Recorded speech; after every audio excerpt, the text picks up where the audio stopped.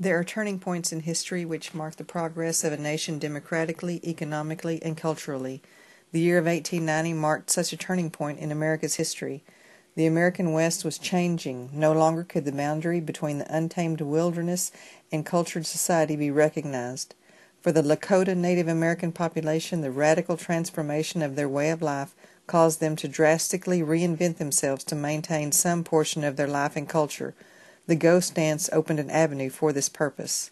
Wovoka, a powerful medicine man, had a vision entailing the resurrection of the Paiute dead and the removal of whites and their works from North America.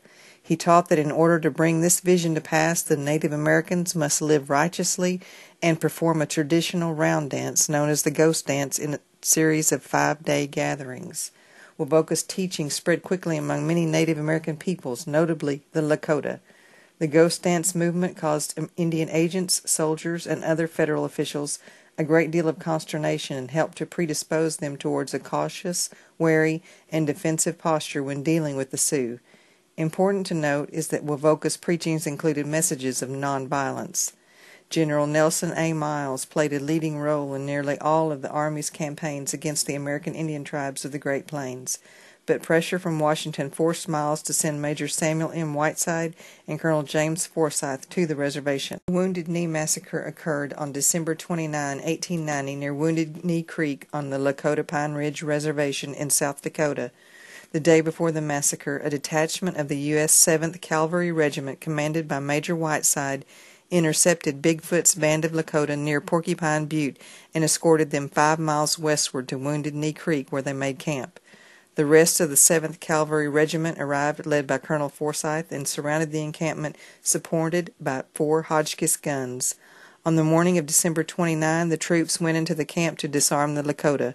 One version of events claims that during the process of disarming the Lakota, a deaf tribesman named Black Coyote was reluctant to give up his rifle, claiming he had paid a lot for it.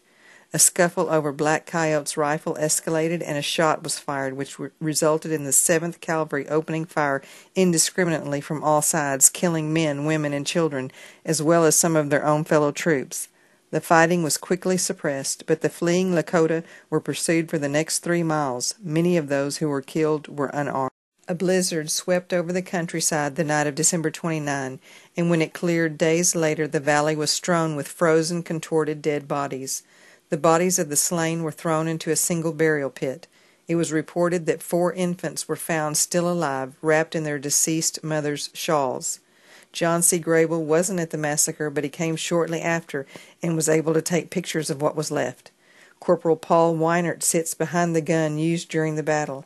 His actions at Wounded Knee, as well as 19 of the other soldiers, won him a Medal of Honor. The photograph, entitled Famous Battery E of 1st Artillery, proudly displays front and center one of the 4 Hotchkiss guns used in the massacre.